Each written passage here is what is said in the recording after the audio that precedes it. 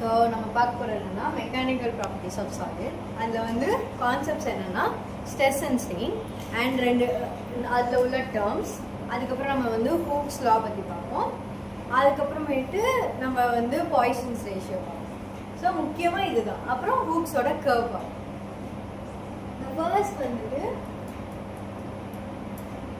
நம்ம முன்னாடியே சொன்ன மாதிரி எனக்கு தெரிஞ்சு நான் தெர்மோடைனமிக்ஸ்லேயே வந்து சொல்லியிருப்பேன். இந்த மாதிரி ஆட்டம்ஸ் அண்ட் மாலிக்யூல்ஸ் வந்து இதுக்கும் இல்லை இதுக்கு நடுவில் இருக்கிற டிஸ்டன்ஸும் அண்ட் இன்ட்ராக்டிவ் டிஸ்டன்ஸும் எப்படி இருக்குமா, இட் வில் பி மோர்.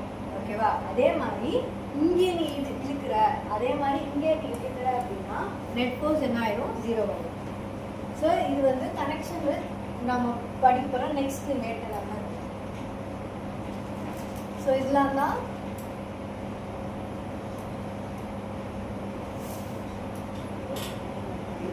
இதுதான் வந்து இன்டர் மாலிகுலர் அட்ராக்ஷன்.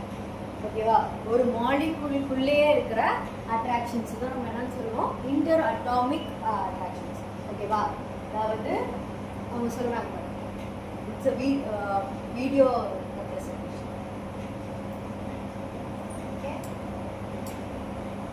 அடுத்து நம்ம ரெண்டு per term பார்க்கணும். அதாவது elastic materials, plastic materials. So elastic materials materials that have a tendency to return back to their original configuration upon the removal of deformation.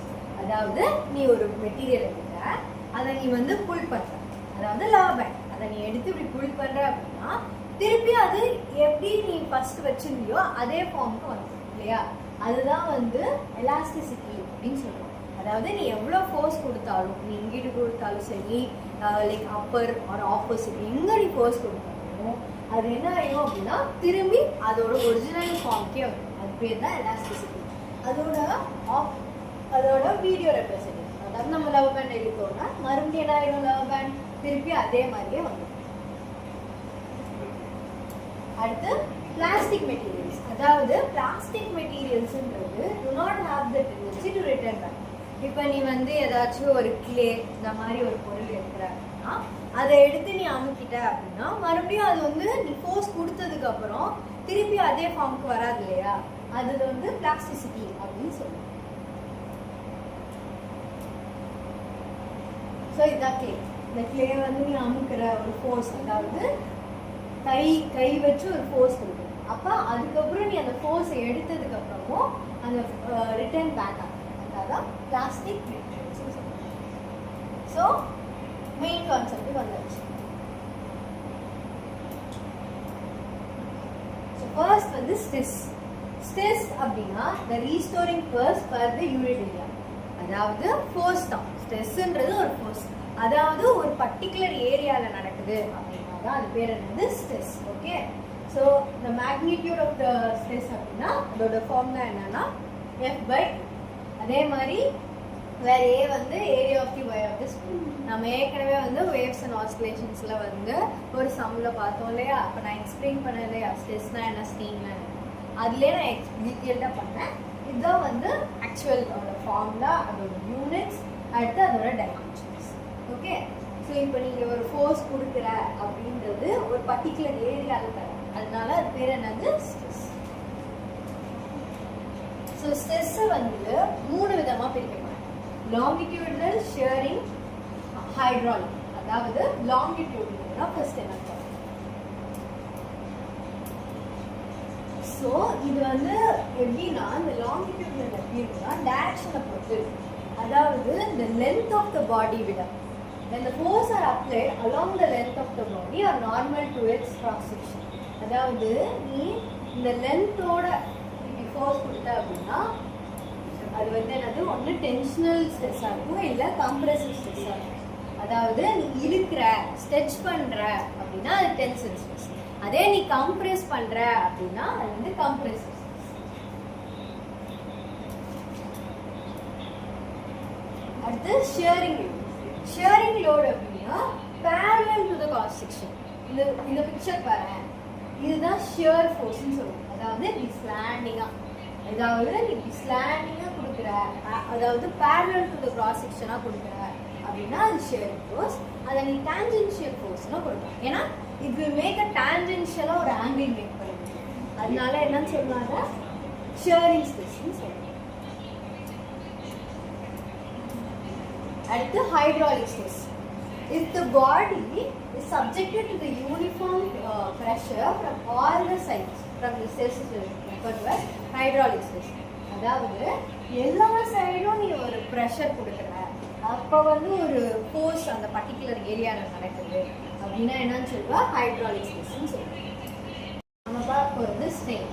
அதாவது ratio of change in dimension with original dimension is called strain. அதாவது ஒரு டைமென்ஷனில் இருக்கிற சேஞ்சும் அந்த original dimension, அதாவது வால்யூம்ன்றது ஒரு dimension, அதை எடுத்துக்கிட்டோம்னா delivery அதான்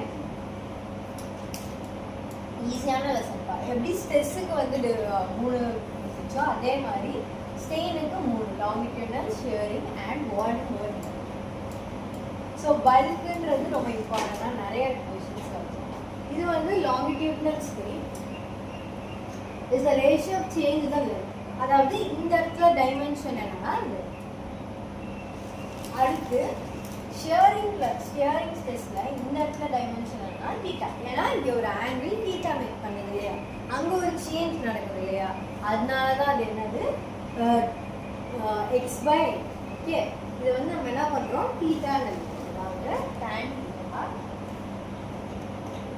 ஓகே, அது வந்து என்னன்னா எக்ஸ் பை, அதாவது இந்த டயக்ராம் போட்டு இங்கே ஒரு டான்ஜென்ஷியல் ஆங்கிள் இருக்குது இல்லையா,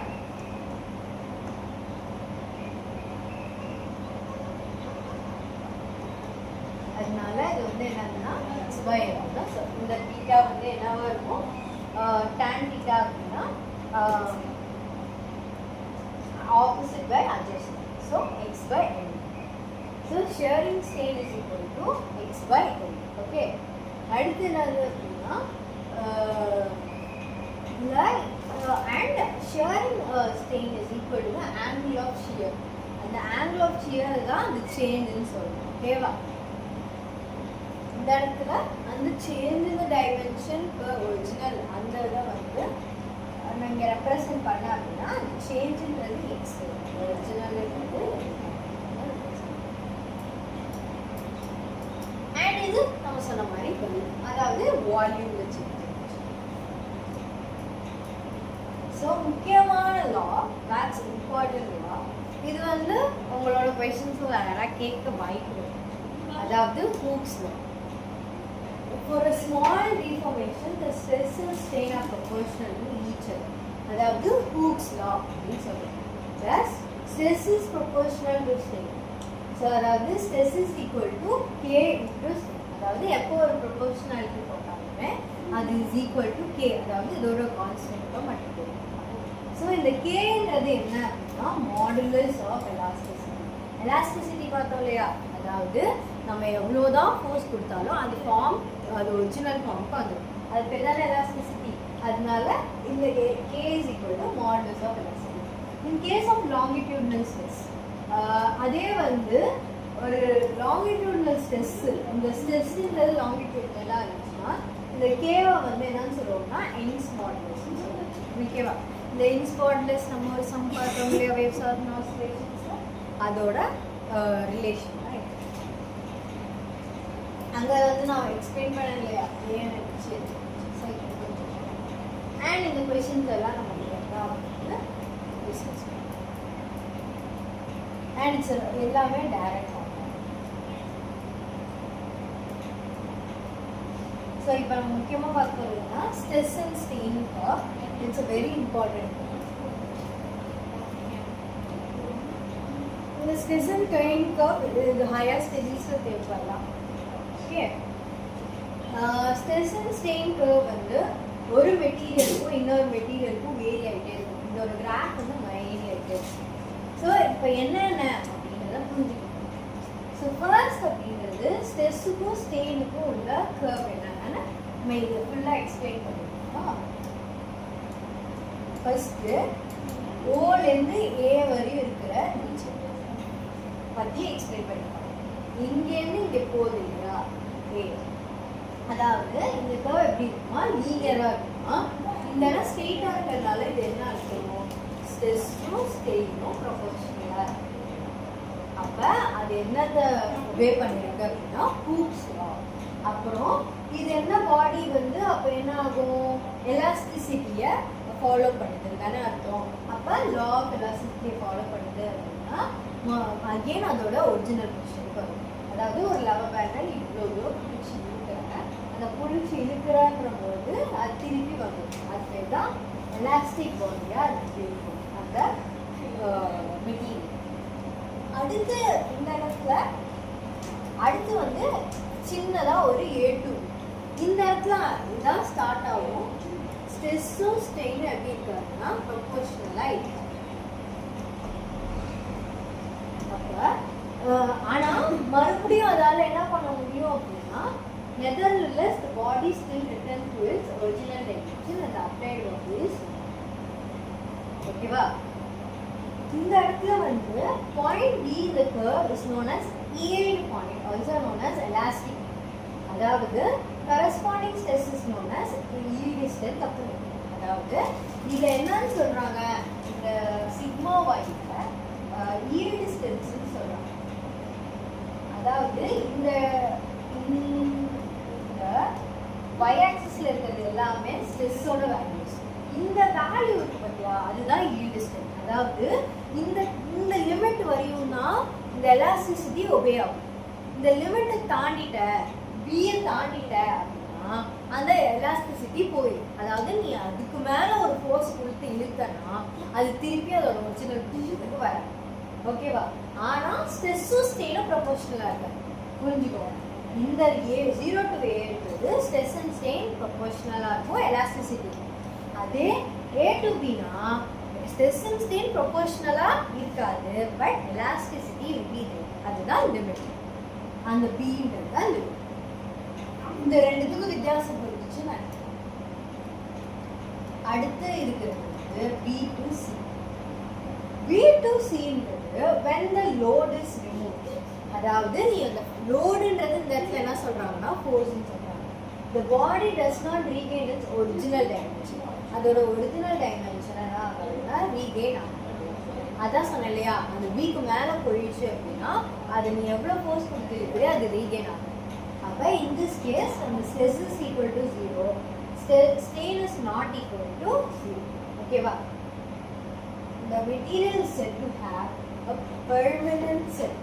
அதாவது பெர்மனன்ட் செட்னா நீ இழுத்த அதை இழுத்து இப்போ நீ நம்மளோட லவர் பேண்ட்ஸ் யூஸ் பண்ணுறோம் இல்லையா, அது நீ நம்ம யூஸ் பண்ணிகிட்டே இருந்தோம் அப்படின்னா அது எலாஸ்டிக் இழுத்து இழுத்து ஒரு டைமில் திருப்பி அதோட ஒரிஜினல் பொசிஷனுக்கு போகாது.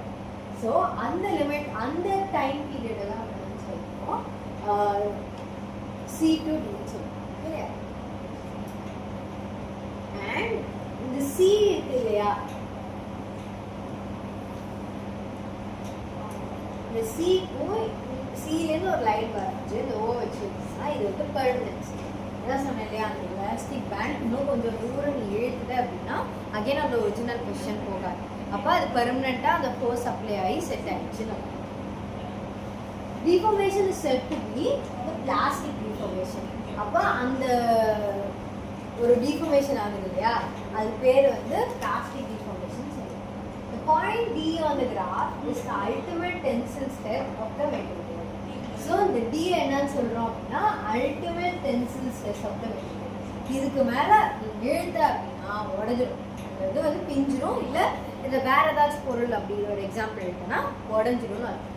ஸோ ஃபர்ஸ்ட் என்ன சொல்கிறோம், 0 to Aன்றது ஸ்ட்ரெஸ் அண்ட் ஸ்ட்ரெயின் ப்ரொபோர்ஷனலாக இருக்கும் அண்ட் வந்து அதோட எலாஸ்டிசிட்டியை ஃபாலோ பண்ணும்.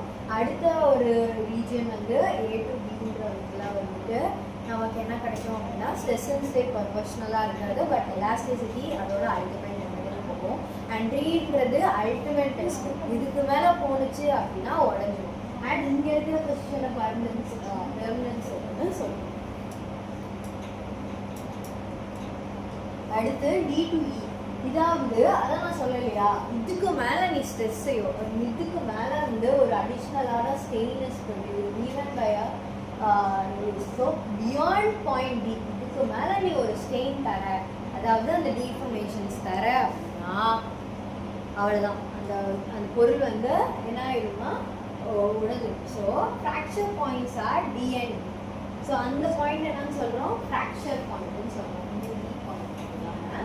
ஸோ இந்த ultimate circle and fracture point D and E are close. இப்போ இந்த ரெண்டுத்துக்கும் இருக்க ஒரு டிஸ்டன்ஸ் இருக்கு இல்லையா, அந்த டிஸ்டன்ஸ் வச்சு தான் அது பிரிட்டில் இல்லைன்னா டக்டைலான்னு பார்ப்போம். இந்த ரெண்டு இதுக்கும் டிக்கும் ஈக்குவல் ஒரு டிஸ்டன்ஸ் சின்னதாக இருந்துச்சுன்னா அது பிரிட்டில், இதே ரொம்ப ஃபாராக இருந்துச்சுன்னா அது டக்டைல். ஓகேவா? பிரிட்டில்னா என்னன்னா டக்குன்னு, அதாவது நீ டக்குன்னு இழுத்தோடனே அது என்ன ஆயிடும், ஸ்ட்ரெச் ஆயிரும் இல்லைன்னா தின் ஆயிரும். டக்டைல்ன்றது கொஞ்சம் மெட்டீரியலில் வந்து எப்படி இருக்கும் இல்லையா, அந்த டீக்கும் ஈக்குவல் டிஸ்டன்ஸ் வந்து ஃபாராக. ஸோ இதில் வந்து இன்னொரு ஒரு டேர்மை வந்து உள்ள எடுத்துட்டு வராங்க, தட் இஸ் எலாஸ்டோமர்ஸ். இதை வந்து cause a large strain which can be stretched to cause a large stain. இதை நீ ஸ்ட்ரெச் பண்ணலாம். இந்த ஸ்ட்ரெச் பண்ணுறதுனால எவ்வளோ ஸ்டெயின், நிறைய ஸ்டெயின் வரும். ஸ்டெயின் அதிகமாக இருக்கணும் அப்படின்னா சேஞ்ச் அதிகமாக இருக்கும். அந்த டைமென்ஷனில் சேஞ்ச் இன் டைமென்ஷன் நம்ம ஸ்டெயின் என்ன பார்த்தோம்,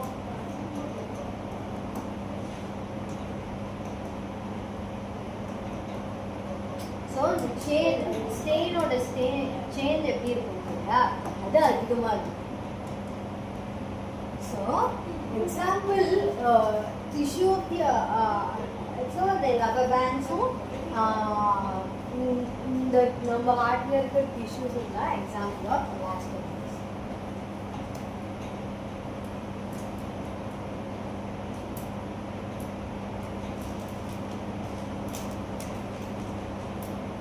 அடுத்து வந்து stress and strain உள்ள curve. Suppose எலாஸ்டோமர்ஸில் வந்து ஹூக்ஸில் வந்து என்ன ஆகும் அப்படின்னா, elastic region is very large, but the material does not obey Hooke's law over most of the region and there is no well defined plastic region. அதாவது நம்ம stress and strain graph எலாஸ்டோமர்ஸ்க்கு நம்ம எப்படி பார்த்தோம், இட்ஸ் டோட்டலி டிஃப்ரெண்ட். இப்படி போயிட்டு it will be like this. ஆனால் எலாஸ்டோமர்ஸில் எப்படி இருக்கு அப்படின்னா, எலாஸ்டிக் ரீஜன்றது ரொம்ப அதிகமாக இருக்கும் அண்ட் மெனி ரீஜன்ஸில் ஹூக்ஸ் லாவை ஃபாலோ பண்ணாங்க. அதாவது ஸ்ட்ரெஸ்ஸும் ஸ்ட்ரெயினும் ப்ரொபோர்ஷனலாக இருக்கு இல்லையா, அதை ஃபாலோ பண்ணாங்க. ஓகே, அண்ட் பிளாஸ்டிக் ரீஜன்ன்றது ஒன்று வெல் டிஃபைன்டாக இருக்கு. நான் என்ன சொன்னேன், பிளாஸ்டிக் ரீஜன்னா அந்த டிஎன்ஏ ரீஜன் சொன்னோம் இல்லையா, அதே மாதிரி நம்ம எந்த ரீஜன் நம்ம ஸ்பெசிஃபை பண்ணுவோம், பிளாஸ்டிக் ரீஜன் அது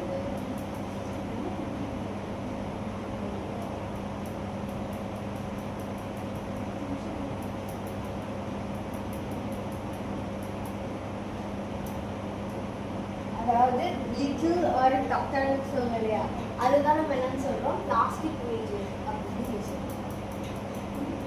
அது எப்படி இருக்கா, இல்லவே இல்லை, வெல் டிஃபைன்ட். இப்படி வரேன் பெண்டுன்றதே இல்லை, அப்போ அங்கே ஒரு பிளாஸ்டிக் ரீஜனே இல்லை. அண்ட்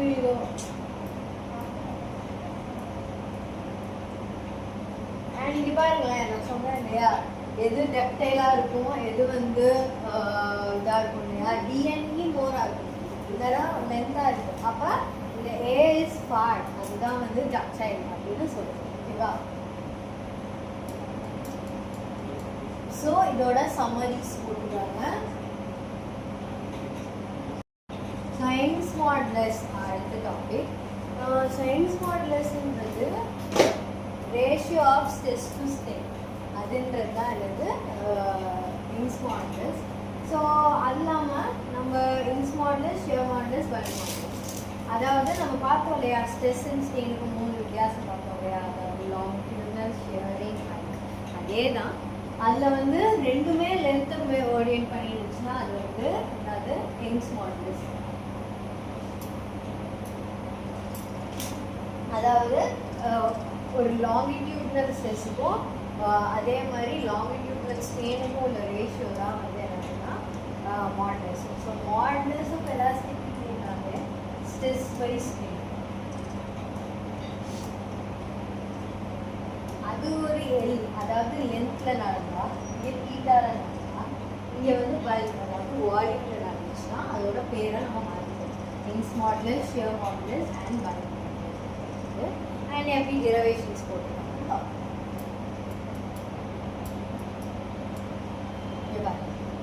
எனக்கு தெரிஞ்சிச்சா இந்த ஃபோர்ஸ் இருக்கிறதுனால, அதாவது லாங்கிடியூட்னல் ஸ்ட்ரெஸ்னால ஒரு ஸ்ட்ரெயின் வரும். அதனால தான் என்ன சொல்லுவாங்க, யங்ஸ் மாடுலஸ்ன்னு சொல்லுவாங்க. So y is equal to ஸ்ட்ரெஸ்ன்றது ஃபோர்ஸ் பை ஏரியா, கரெக்டா? அதே மாதிரி ஸ்ட்ரெயின் எப்படி இருக்குன்னா லென்த்தோட ஸ்ட்ரெயின் இருக்கு. ஸோ வெரி வெரி இம்பார்ட்டண்டான கொஸ்டின்ஸ். உனக்கு நீ வந்து உன்னோட ஸ்ப்ரிங்ஸில் ஏதோ நிறைய கொஷின்ஸில் வந்து இந்த லெசனோட ஸ்பெசிஃபிக் கொஷின்ஸ்லாம் வராது.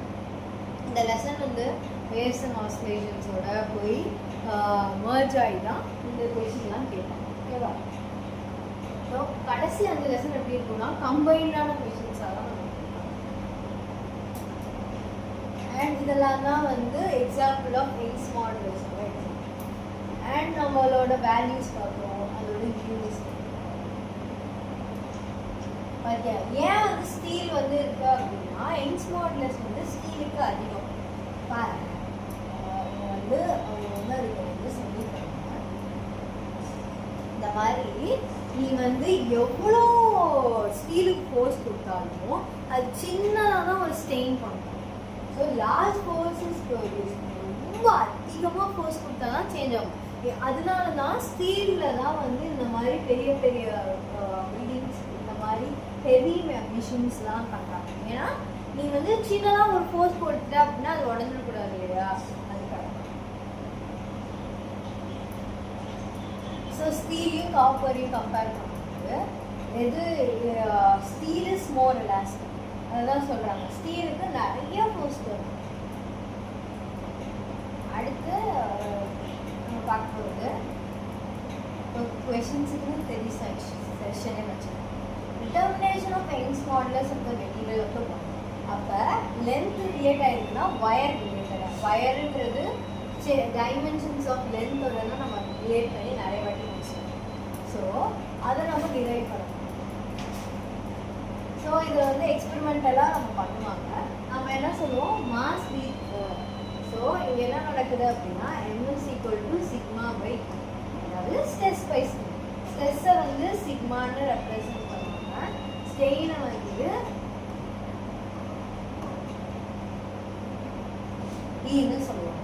ஸோ இதில் என்ன அப்படின்னா ஃபோர்ஸ் பை ஏரியா இல்லையா. இந்த இடத்துல ஒயரில் வந்து என்ன ஃபோர்ஸ் வருது, ஒயரை வந்து பிடிச்சிருக்கீங்கன்னா என்ன ஃபோர்ஸ் வருது அப்படின்னா mg ஃபோர்ஸ் வருது, கரெக்டா? அப்போ mg அப்படின்னு. அடுத்து வந்து என்ன ஏரியா அப்படின்னா நீ ஏன் வந்து இங்கே பையார் ஸ்கொயர்ன்றது என்னது, ஏரியா ஆஃப் தி சர்க்கிள் இல்லையா. அதாவது இந்த வயருக்கு ஃப்ரண்ட் போர்ஷன் எப்படி இருக்கும், நமக்கு வயரோட ஃப்ரண்ட் போர்ஷன் எப்போதும் எப்படி இருக்கும், இப்படி லைக் சர்க்கிள். அப்போ அதோட சொல்லி πr²ன்னு நினைக்கும். ஓகேவா? அப்புறம் எப்போதும் போல இந்த சேஞ்ச் ரைட் ஒரிஜினல். ஓகேவா? ஸோ இது வந்து இதுவும் வந்து ஒரு kind of information. Okay,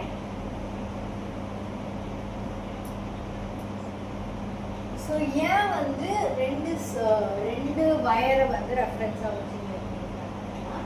reference wire is composite for any change in the length that may occur due to the change in the length. Since any change in the length of the reference wire due to the temperature change will be occupied by any equal change in the experimental wire.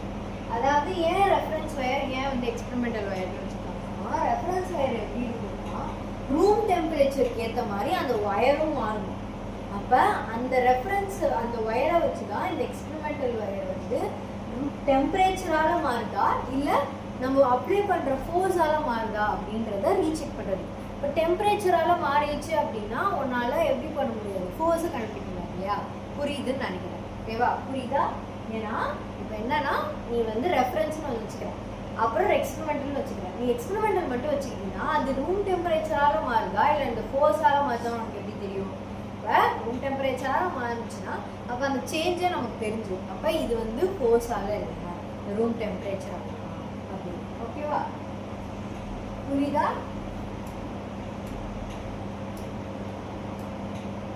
Shear modulus, belt modulus. இப்போ Young's modulus பார்த்தோம் இல்லையா, வந்து shear மாடுலஸும் bulk மாடுலஸும் வருது. நான் சொன்னதே தான்ப்பா, first சொன்னதுதான். அதாவது ஷியரிங் ஸ்ட்ரெஸ்ஸுக்கும் ஷியரிங் ஸ்ட்ரெயினுக்கும் உள்ள ரேஷியோ அண்ட் பல்க் அண்ட் இதோட அது வந்து ஸ்டீல் என்ன it can be seen that shear modulus is generally less than x modulus. ஏன்னா டான்ஜென்ஷியல்ன்றது சின்ன சேஞ்சாக தானே இருக்கும். அடுத்து பார்க்க போகிறது ஸோ எக்ஸாம்பிள் எல்லாமே இதில் எல்லாமே டைரக்ட் ஃபார்முலாஸாக தான் நமக்கு. ஸோ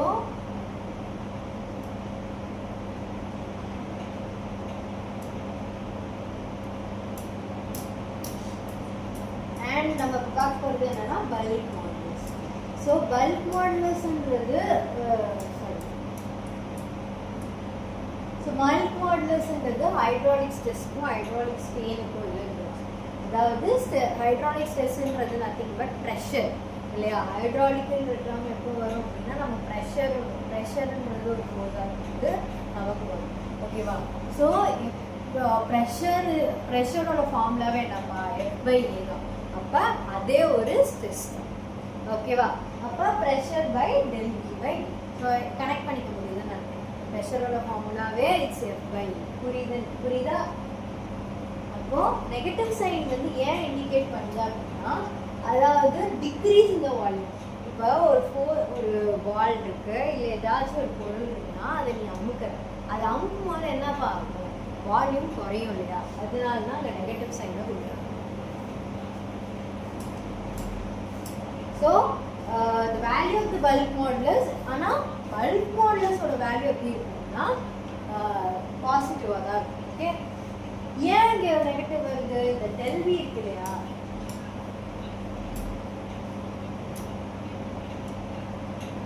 இப்போ இந்த வால்யூம் வந்து ஃபர்ஸ்ட் 2ன்னு நினச்சிக்கணும், ஆனால் அது 1 ரெடியூஸ் ஆகிடுச்சுன்னு சொல்கிறாங்க. அப்போ நீ எப்படி எழுதுவ, இனிஷியல் பை ஃபைனல் தானே எழுதுவ. இப்போ ஃபைனல் என்ன 1 மைனஸ் பை வால்யூம் வந்து 2. அப்போ இந்த இடத்துல ஒரு நெகட்டிவ் சைன் அண்ட் ஃபார்முலாவில் ஒரு நெகட்டிவ் சைன் இருக்குது. இப்போ நெகட்டிவ் சைன் என்ன ஆயிரும், கேன்சல் ஆகிடும். ஸோ அதனால தான் என்ன சொல்கிறாங்க, P is always positive. So bulk மாடுலஸை ரிவர்ஸ் பண்ணனா அது கம்ப்ரஸபிலிட்டி அப்படின்னு K அப்படின்னு சொல்லுவாங்க. It's also defined as fractional change in the volume per unit increase in the pressure. ஓகேவா. அதாவது என்னது, fractional change in the volume சொல்லுவோம். And per unit increase in the pressure அப்படின்னா ஏன்னா இங்கே ப்ரெஷரை நம்ம வந்து டிவிஷன்ல இருக்கும். அதாவது இந்த ஃபார்முலாவை என்னவா பண்ணியிருக்காங்க, ஒரு சென்டென்ஸாக வந்து கொடுத்துருக்காங்க.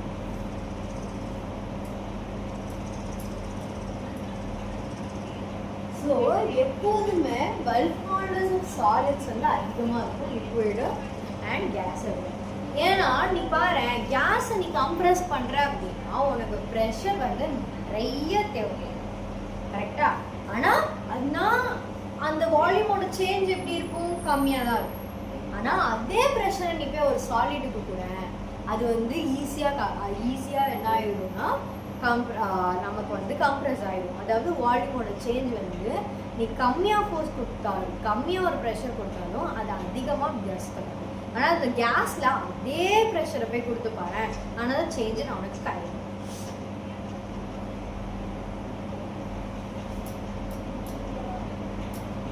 அண்ட் அப்போ பல்க் மாடுலஸோட ரெசிப்ரோக்கல் தான் கம்ப்ரெசிபிலிட்டி.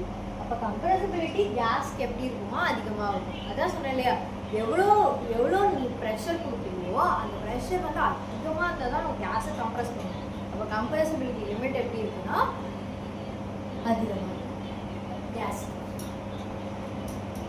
அதான் நம்ம ஃபர்ஸ்ட் வந்து இன்ட்ராமாலிகுலர் அட்ராக்ஷன்ஸை பற்றி தான் நம்ம பேசணும். புரியுதா. ஏன் வந்து கேஸ் அப்போ மில்லியன் டைம்ஸ் மோர் கம்ப்ரெசபிள் தான் சாலிட்ஸ். ஏன்னா நம்ம ஃப்ரீ லூஸாக பேக் ஆகிருப்பாங்க. இந்த சாப்டரோட கடைசி concept Poisson's ratio and elastic potential எனர்ஜினா ஸ்ட்ரெச்டு வயர். ஸோ இதில் எலாஸ்டிக் பொட்டென்ஷியல் எனர்ஜின்ற கான்செப்ட் வந்து ரொம்ப பாய்சன்ஸ் ரேஷியோன்றது நத்திங் பட் என்னன்னாக்கா ஒரு லேட்ரல் ஸ்டெயினுக்கும் ஒரு லாங்கிடியூடல் ஸ்டெயினுக்கும் உள்ள ரேஷியோ தான் என்னன்னு சொல்லுவோம் பாய்சன்ஸ் ரேஷியோ சொல்லுவோம். ஓகேவா? அதாவது del v by d by del l by l. So நீ லேட்ரலாக கொடுக்குற அப்படின்னா அப்போ என்ன இருக்கும்?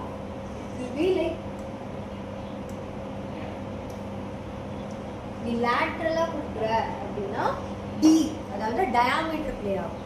லாங்கிடியூடலாக கொடுக்கலன்னா l பிளே ஆகும். ஸோ பாய்சன்ஸ் ரேஷியோ வந்து நான் முன்னாடியே சொன்ன மாதிரி லேட்ரல் ஸ்கேல் பை. ஸோ இதான்ப்பா எக்ஸாம்பிள். ஸோ பாய்சன்ஸ் ரேஷியோன்றது ரெண்டு ஸ்டெயினுக்குள்ள ரேஷியோ அண்ட் இம்பார்ட்டண்ட்டாக என்ன சொல்லணும் அப்படின்னா ஸ்டீலுக்கு எப்போதுமே 0.28 to 0.3 இருக்கும். அதே மாதிரி அலுமினியம் வந்து 0.3. ஸோ இதெல்லாம் வந்து ஒரு கன்ஸ்ட்ரக்ஷன்ஸ் பண்ணுறோம் அப்படின்னா இந்த மெட்டீரியல் தான் யூஸ் பண்ணுறோம் அப்படின்றதுக்கு சாய்ஸ் எப்படி எடுக்கிறாங்கன்னா இந்த மாதிரி பேராமீட்டர்ஸை வச்சு தான் எடுக்கிறாங்க. இந்த மாதிரி எலாஸ்டிசிட்டி எவ்வளோ இருக்குது, டக்டிலிட்டி எவ்வளோ இருக்குது, அது மாதிரி பிரிட்டிலாக இருக்கா, டக்டிலாக இருக்கா, அப்புறம் எலாஸ்டிசிட்டி எவ்வளோ, பிளாஸ்டிசிட்டி எவ்வளோ, பாய்சன் ரேஷியோ எவ்வளோ, இந்த மாதிரி தான் எடுத்து எடுப்பாங்க.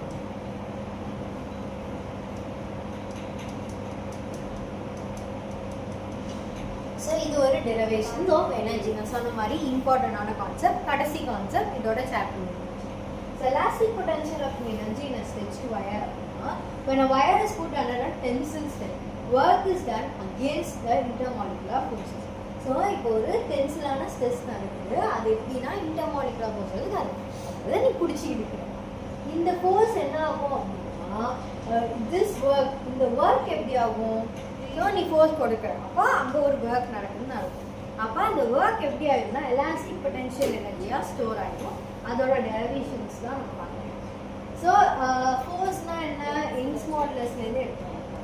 F by A into del L by. அப்போ ஃபோர்ஸ் எப்படி எழுதுவ? YA pi of A small l by. Okay. So work done எப்படி எழுதுவ? ஒர்க் டன்ன்றது ஒரு ஃபோர்ஸும் அதாவது இன்னும் ஒரு டிஸ்பிளேஸ்மெண்ட் அதாவது டெலிவரி ஒரு திக்னஸ் ஒரு சேஞ்ச். ஓகே. அப்போ என்ன எழுதிக்கிறேன்? இது ஃபார்முலா. ஸோ ரெண்டு பக்கமும் என்ன பண்ணிக்கிறேன்? இன்டிகிரேட் பண்ணோம்னா எவ்வளோ லென்த்னா 0 to L. ஓகேவா? இது சேஞ்சோட length. So YA by L by L. So இதை நீ பண்ணினாவும் L of L square by 2. So இது எல்லாமே YA by L. Okay. So அடுத்து நீ டெரிவேஷன் பண்ணி எடுத்த அப்படின்னா work done is equal to half of pi into L by L the whole square into A into L.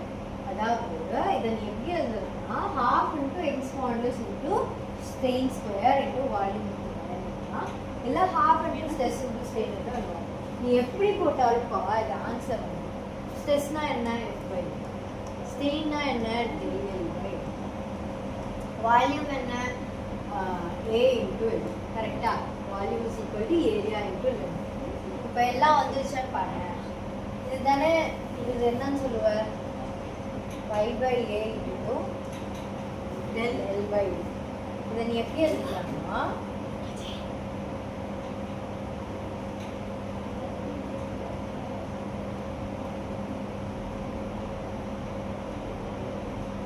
So இதையே நீ வந்து யங்ஸ் மாடுலஸ் டேர்மில் எழுதணும் அப்படின்னா Young's modulus to stress square. கரெக்டா?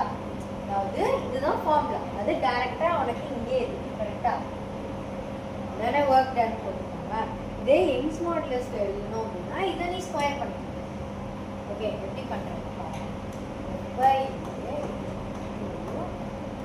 L by square. இது வந்து இதுனா L by இங்கே இந்த half அடிச்சு ஸ்கொயர் அடிச்சுமா into A into அப்போ அகேன் ஒர்க்கோட ஃபார்முலா வந்துடும். ஸோ எப்படியாச்சும் நமக்கு வந்துடும். ஸோ இந்த ரெண்டு பார்ட்ஸை promote half into x modulus into strength square into volume அதே மாதிரி half into stress into volume என்றது நம்ம கொடுத்துருக்கோம். இப்போ அதோட work is stored in the form of elastic potential as energy. இந்த work எப்படி இருக்கும் அப்படின்னா எனர்ஜியாக ஸ்டோர் ஆகிடும் per unit volume அப்படின்னு எடுத்துக்கிட்டோம்னா use into half into stress into இது யூனிட் வால்யூம். இப்போ யூனிட் வால்யூம்னா கீழே ஒரு வால்யூம் போட்டு அடிச்சிடும். அப்போ வால்யூம் வால்யூம் கேன்சல் பண்ணி ஸ்ட்ரெஸ் இன்டு ஸ்ட்ரெயின். இந்த சாப்டர்லேயே ஒரு கொஷின் வருதுன்னா அதாவது இந்த சாப்டரை மட்டும் ரிலேட் பண்ணி கொஷின் வருதுன்னா அது இந்த ஃபார்முலா தான். எனர்ஜி ஃபார்முலா இது ஒன்று. இன்னொரு கொஷின் என்ன முக்கியமான கொஷின்னா stress by strain formula, stress by strain Young's modulus formula and bulk modulus. So shear modulus is ரொம்ப rare. So உனக்கு bulk modulus, strain modulus and energy of theory. இதுதான் இந்த லெசன்ஸோட மெயின் கான்செப்ட். அவ்வளவுதான்.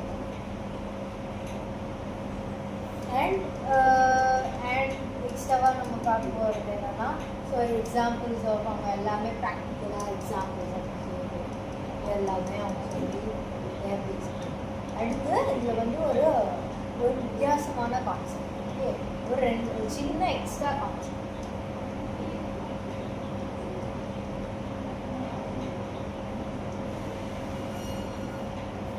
ஒரு பீம் வந்து என்ன ஆயிருக்கு அப்படின்னா ரெண்டு இடத்துல என்ன ஆயிருக்கு அப்படின்னா சப்போர்ட் ஆகி நிற்கிற ஒரு ஓகேவா. நம்ம வீட்டிலலாம் இருக்குல்ல பீம்னு மேலே மாதிரி. ஓகே, அந்த பீம் தான் இங்கே சொல்லுவாங்க.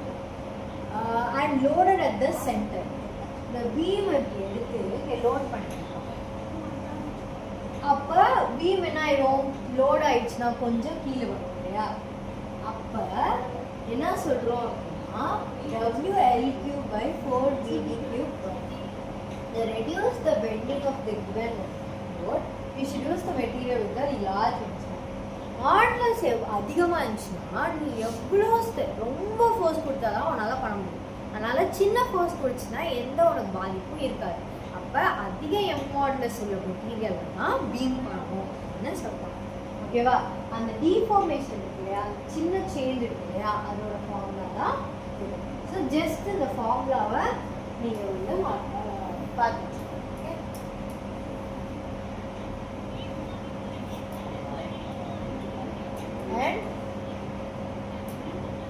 அடுத்து வந்து பக்லிங். அதாவது mode of failure under compression of the structured compound that is within with respect of its length. To avoid this we use this type of cross sectional shapes. So இப்போ என்னன்னா ஒரு mode of failure பாருங்க, இந்த மாதிரி இங்கே வந்து இப்போ வந்து நான் வந்து ஒரு கம்ப்ரெஷன் கொடுத்தோன்னா என்ன ஆகுது, வித் ரெஸ்பெக்ட் டு லென்த் ஒரு பெண்டு நடக்குது இல்லையா.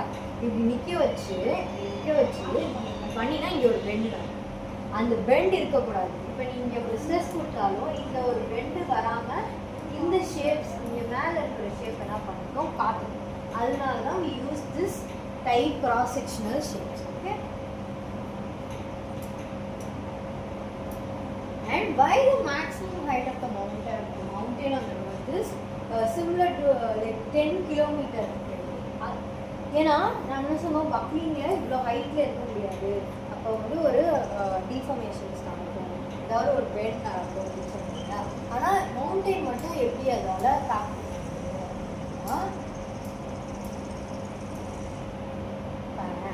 A mountain base is not uniform condition, and this provides some shearing stress to the rocks under which they can fall.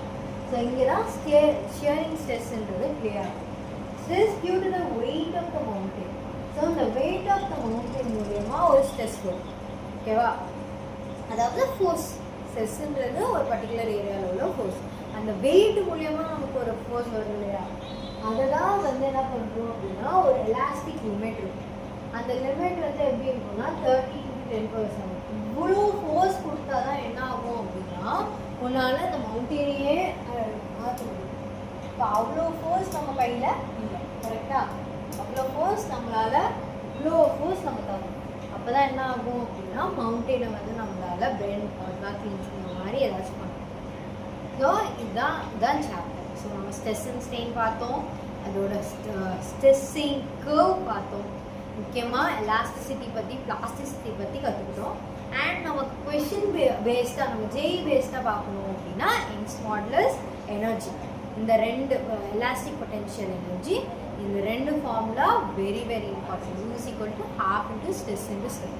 இந்த இதுலேயே கற்றுக்கோங்க, இந்த கிளாஸ்லேயே கற்றுக்கோங்க. Half into stress into strain, half into stress into strain என்றது தான் energy, and half into stress into strain into volume of the wire என்றது தான் work.